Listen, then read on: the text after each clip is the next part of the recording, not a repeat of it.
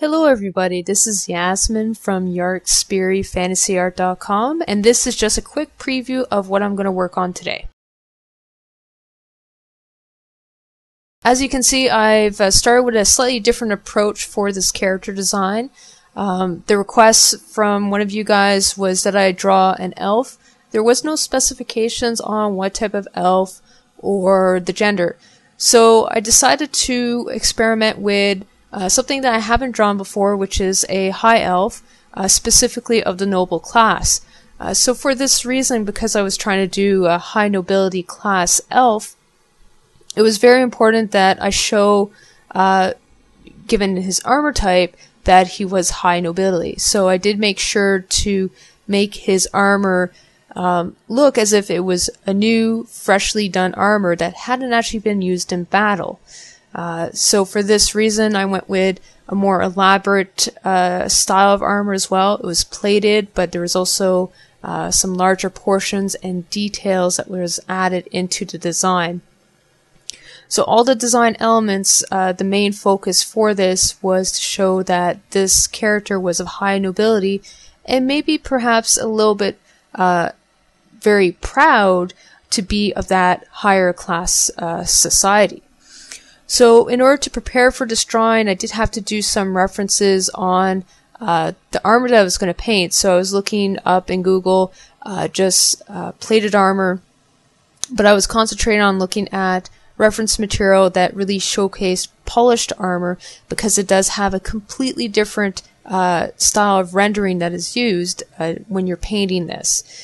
So for this reason, I actually used exclusively the round brush for this entire character. No special brushes were used, and the reason for this is because in order to show that very shiny effect, I did need to have a more rounded and softer brush in order to do this. Any texture brushes, the problems with using that is it creates a very rough texture, which makes it look more beaten up and more used. And since that was the one thing I wanted to avoid in this drawing, I did have to make sure not to use any of those texture brushes and just stick with the normal soft brush. Now, what I did notice in my reference material, because polished armor is extremely polished, there tends to be an alternation between highlights and darks, but closely related to each other, which produces a very interesting effect.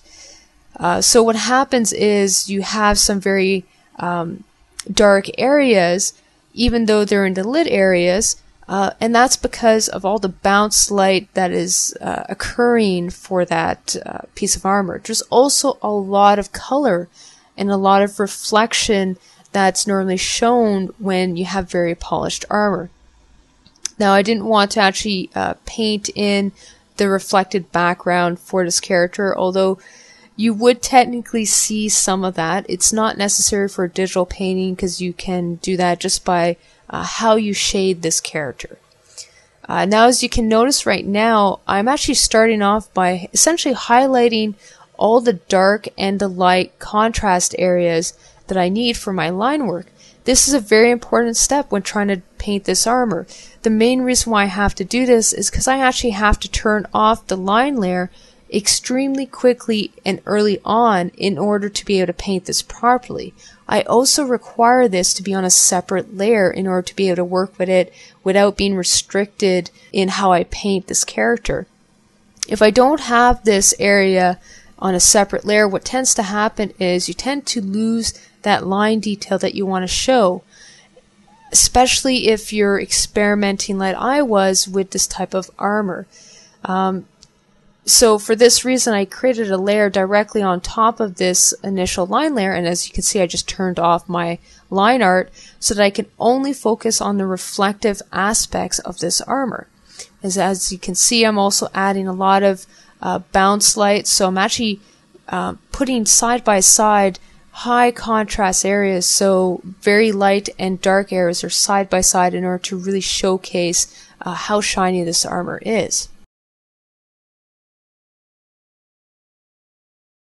Believe it or not, even though I was experimenting with this armor, this drawing actually only took 5 hours to complete. So it's actually one of my less extensive illustrations, mainly because I don't have to concentrate on really showcasing that gritty effect, and that actually takes longer than doing a piece that doesn't have any dirt whatsoever on it.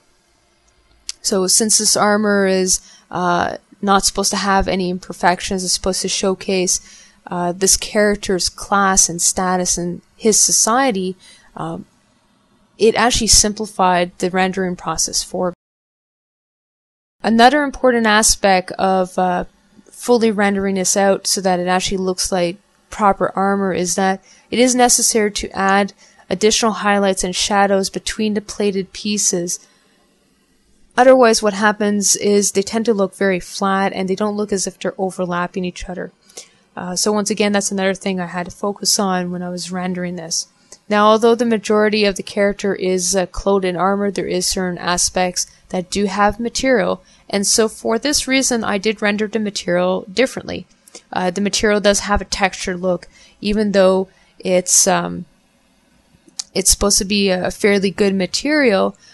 I did need to offset it with armor so that it wouldn't all look shiny, because if the entire character looks shiny, it tends to look odd as a final product. Another important factor for this drawing is that the entire illustration is extremely light colored, especially on the contour edges. So rather than adding a white highlight around the character, although I did still add it, I had to go in afterwards and make sure I added dark highlights to really make those highlighted areas pop even more. That's an additional step that really does help make this armor really believable and look as if it's actually rendered armor.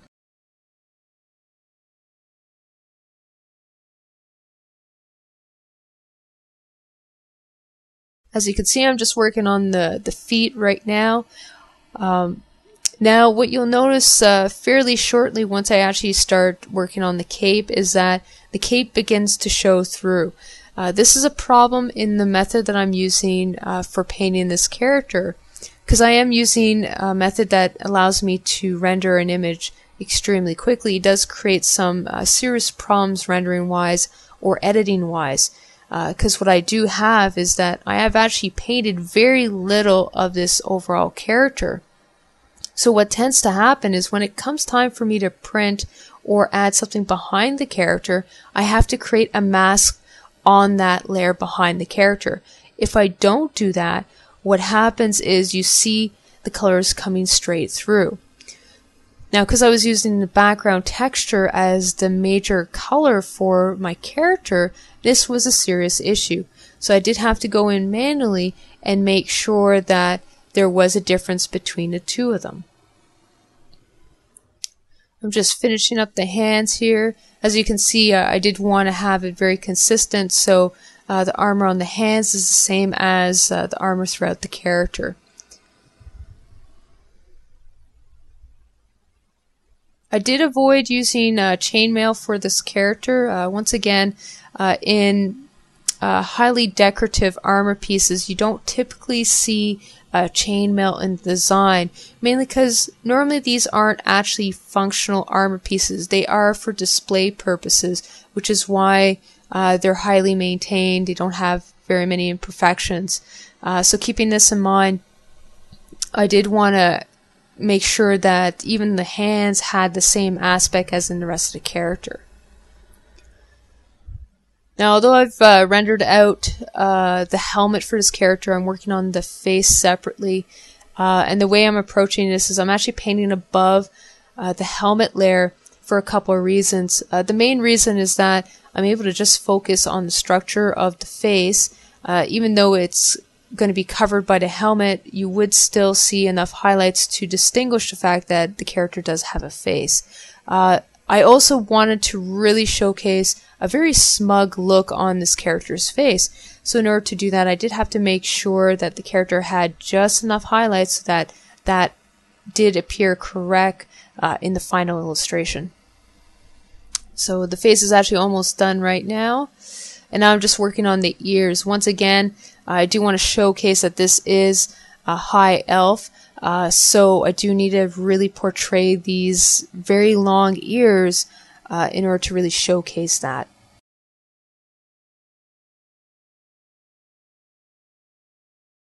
Now at this stage I actually noticed that the head design was a little bit too large for the overall character, so I simply shrunk the head to fit the overall size better. Now I've actually started working on the background, as you can see. I am actually using the hard brush and the soft brush for this.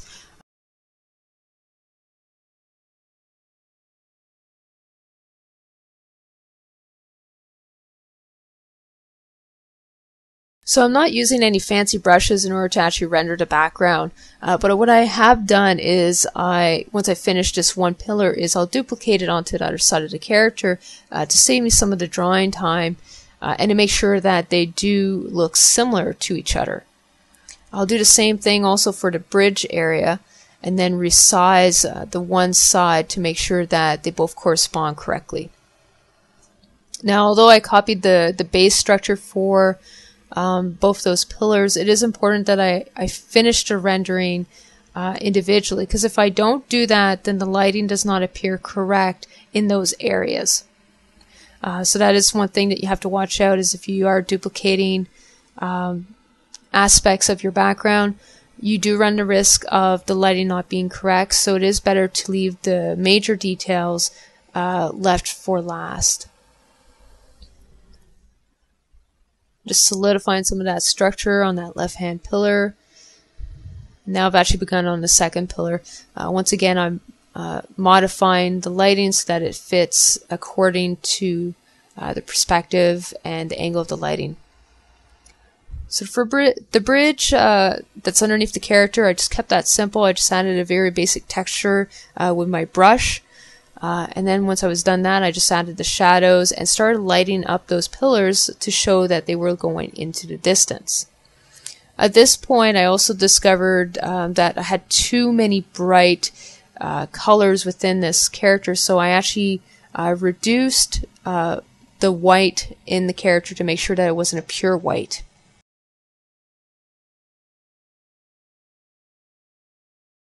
Because I did paint the cape on a separate background behind the character, I do have to go in manually and make sure that all the lines are still extremely solid and nothing is painted to overlap certain aspects. Because what tends to happen is, like I said before, the cape colors tend to show right through, and that's something you need to avoid.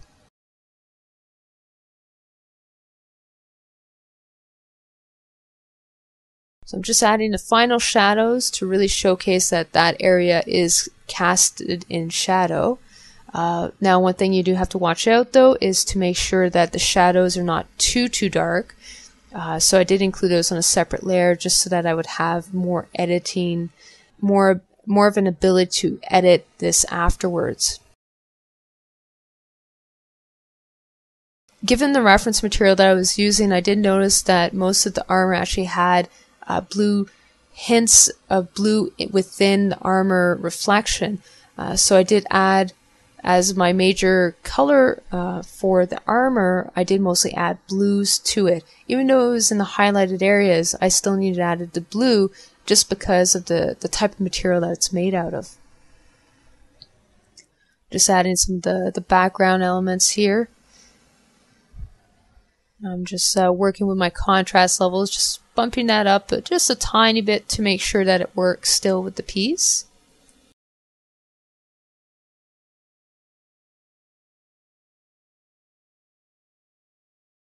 Now, in order to give that receding look, I did add a smoke effect to the character in order to achieve that. Once I add that smoke effect, though, I have to go in and then I have to actually remove some portions just to make sure that it still fits.